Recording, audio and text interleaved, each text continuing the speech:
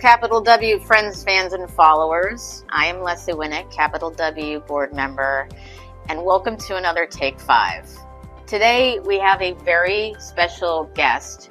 Sabitha Thomas has an incredibly rich career in mortgage capital markets, and we don't get to say that often with our visitors.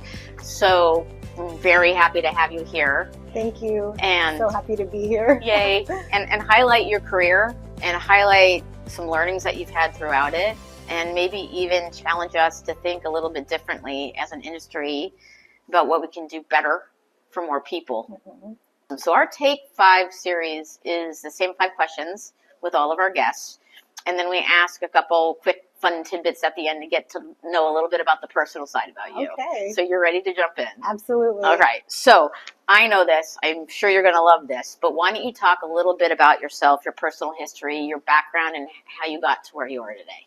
So I always say that I kind of stumbled into my career quite by accident. I was at a college career fair looking for my first job, and there was an opportunity at Wells as a cash flow modeler for mortgage-backed securities. I didn't even know what that was at the time, but I took on the role and I learned extensively and developed quite a few skills that were able to platform me and position me to a career at a broker-dealer, eventually at a rating agency, S&P, where I continued as a cash flow modeler. From there, I pivoted to the GSEs, Fannie Mae in particular, in their capital market space. And now I'm currently the director of mortgage and capital markets at FICO. Because, you know, you stumbled into it, but you stumbled from day one right out of college. So there's a lot of people in mortgage who say, I stumbled into it, but it's a later life career. Mm-hmm. And one of our goals at CapW is to highlight early career like you learned at Wells, that this is an opportunity and how you can apply whatever your major was into mortgage capital markets. Out of curiosity, what did you study in undergrad? My undergrad is in economics and information systems, and my graduate degree is in economics, finance, and management. See, so studied applied. Yes. Yeah. And not many people can say that. Often you hear, I have no idea like how to relate what I went to school with what I do. In my case, it actually went seamlessly for me. Very lucky. Very, very lucky. So that you mentioned your current position, new job. Right. Congratulations. Right. Thank you so much. Why don't you tell us a little bit about a day in the life of your responsibilities at FICO? Again, I know it's only 1 month in, but why don't you just describe to us what you do and what your goals are in your new role? Yeah, so, you know, the other roles I've mentioned to you in the past, they were extremely technical, analytical in nature, just a numbers game. And I've always felt like one of my greatest strengths is talking to people. I love meeting new people, and kind of was really looking for an opportunity where I could highlight that skill set. And so now in the director in the score space at FICO, my day-to-day is I have the best job. I get to talk to people and tell them about our new products and innovations. But I really do think what kind of uniquely positions me for success here is all of that background, so that I can quickly distill whether I'm talking to a rating agency, an investor, a dealer, you know, whoever it may be, a GSE, you know, I can kind of bring that context and be able to kind of hit that point of why should you care about this and how does it impact you, how does it impact your customers, and be able to tell that story with confidence, and be able to kind of also hear their concerns and like what could be impacting them and take that also back to my team. So I have the best team, but I think the highlight is that I get to talk to people, be a representative out in the workplace, be the face of FICO. So I'm thrilled to be here. Oh, I love that for you. Yeah. And I have to say, in prep, when I was looking at your background, I could see why. You know, all the building blocks made so much sense to where you are in your career and now as a senior leader. Yeah. And as a Capital W member, I'm ecstatic that you got this opportunity to also convey the story, but mentor and coach and give back to in the same way that's been given to you. Oh, absolutely. Yeah, it's just fantastic. I do believe in a virtuous circle, and you're living it right now. Okay, so you've been in a lot of corners of mortgage, and we do realize that we've been in a down market for several years. But from your seat in the ballpark, which is varied, what do you think are some of the most pressing issues facing mortgage today? You know, for me, the most pressing issue is actually like a personal one, and that is affordability. you know, we're in mortgage and mortgage capital. Mortgages are assets in our world. But to me, a mortgage represents a house and a home. And, you know, my parents are immigrants. They came to this country with very little, but through their hard work and modest means, they were able to work and save up and buy their first home and kind of live out that American dream. Absolutely. And I feel like that dream is slipping further and further away from some of our most young and our youngest borrowers and our younger consumers.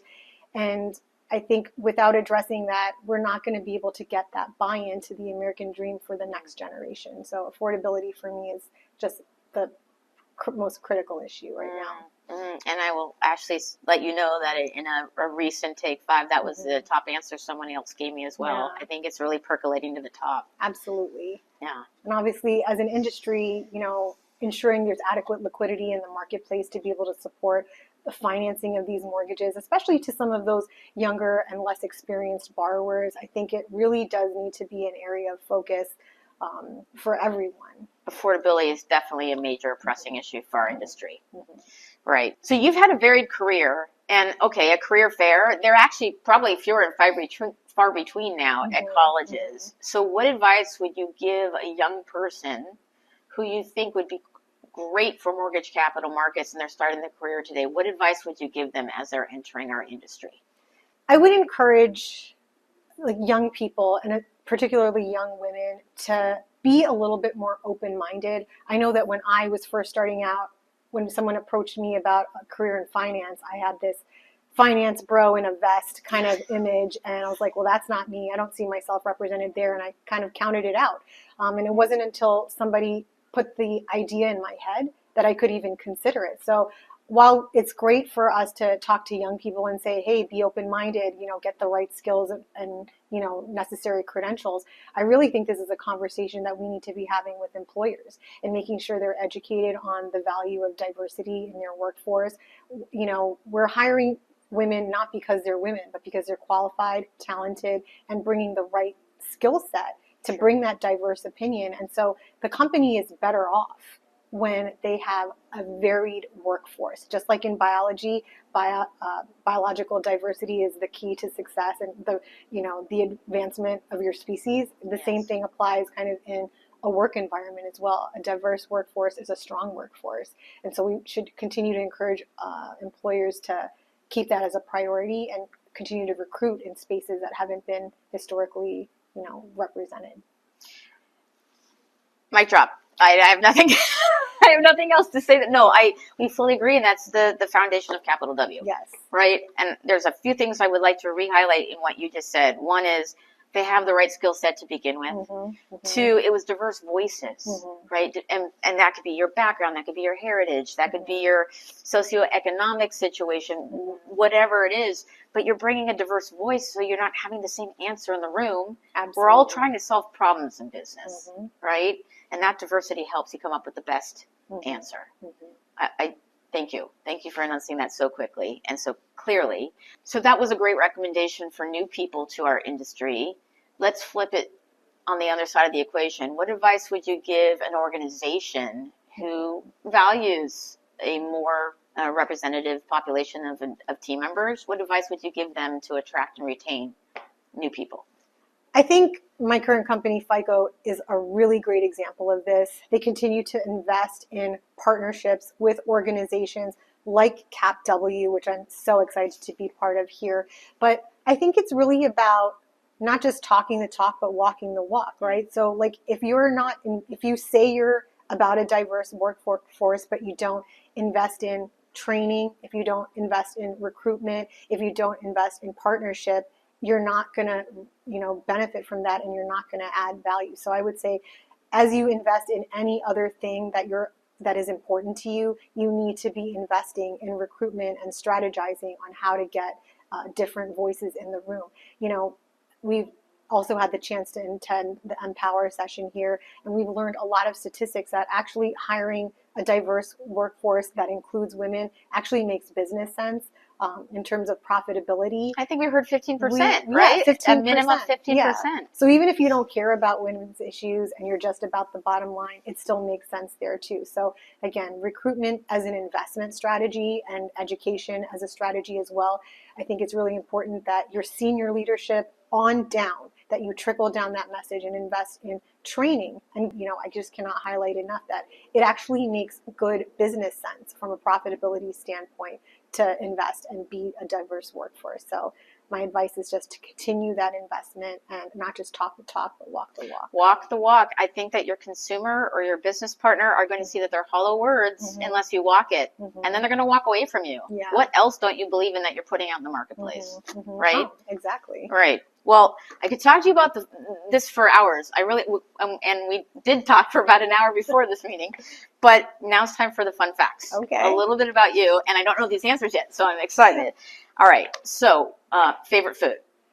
Oh man, I love food so much, but I feel like it's got to be Mexican for Mexican, me. just in general, just category. Tacos, birria, like everything. Fantastic. So. And yeah, birria. Yum. Any special hobbies or interests? I really enjoy traveling, which is good because I travel a lot for this new role. So I recently took up learning Spanish as a hobby for myself. I could hear that, Biddy. Yeah, it just like flew up. And it actually comes in so handy. I was actually at the hospital where a nurse was trying to communicate with a patient, and there was a language barrier, and I was actually able to step in and help. And so, it's not just for fun. It actually can be very useful. But language, it's not just for fun. Yeah, learning new languages is a hobby of mine. That's very cool. How are you doing? Duolingo or? I started with Duolingo. It was fun, but really, you got to make friends and make friends with people who are native speakers, and which I have a lot. Yeah. And so really, it's not a chore. It's like just, hey, let's hang out with my friends. And super cool. Yeah. So soon your travel destinations are going to be Latin American Spanish speaking. Yeah, I'll tell Devin, send me to Cancun. There we go. There we go. How about a book, periodical, or podcast you'd recommend? Oh wow, that is a good one. I always enjoy Planet Money from NPR. I think it's a really fun podcast for those of us who don't have like a whole lot of time, but maybe you're like popping in and out here and there. They keep it under 10 minutes. They bring finance topics, but kind of add a little fun twist to it. So I think it's a really fun podcast. I haven't listened to that one yet. I'm gonna have to put it in my queue. Yeah, definitely check it out. Okay, and what about a favorite musician or musical group? Ooh, this one is tough. Wow. Okay, I will admit I am a big fan of Bad Bunny, so I am so excited. Did you go to Puerto Rico? I have been, not to see him, but if he was doing his concert at that time, I would have loved to see. But I am pumped about the Super Bowl halftime show. I am the most unapologetically unsportsman person. Like, I call it sports ball. I have no idea, but I will be watching the Super Bowl for Bad Bunny this year. That's fantastic. You definitely, we're a Latina in another life. I feel so. You've got it inside here. Okay, and finally, if you could travel anywhere in the world right now, just right now, like how you're feeling, you're vibing, where would you go? I have always wanted to go to New Zealand. I have too. Yes, I feel like, it's got a picturesque landscape and just, it just looks magnificent. I know they've shot so many movies there. Yeah. I feel like it's the thing that AI aspires to be. So, yeah, totally. It's like the natural beauty and the culture and the people. And I just told you need a lot of time. It's like North Island, South Island, and making a lot of time for that. But New Zealand definitely. All right. So perhaps at some point in the future when we both have a lot of extra time, we can share notes and swap on our New Zealand trips. Yes. Great. Well, I'm so grateful. We're so grateful for you being here with us. We are so grateful for your sponsorship of Capital W. Thank you. Thank you. This relationship is mutually beneficial because we as an organization support the mission and the sentiment behind what Capital W stands for. And I'm really proud to be part of an organization that actually kind of puts the money where their mouth is, right? And so for us to be able to partner, to get other people to partner with us as well. Like, we're not just only for women. Like, we're trying to bring everybody into the fold. And I feel like we can do that, one conversation at a time. One conversation at a time. Yeah. Let's bring more seats to the table. Absolutely. We're really happy you're at our table today. Oh, Thanks for listening. Thanks, Sabitha. Thank you. And we will see you on another Take 5 soon.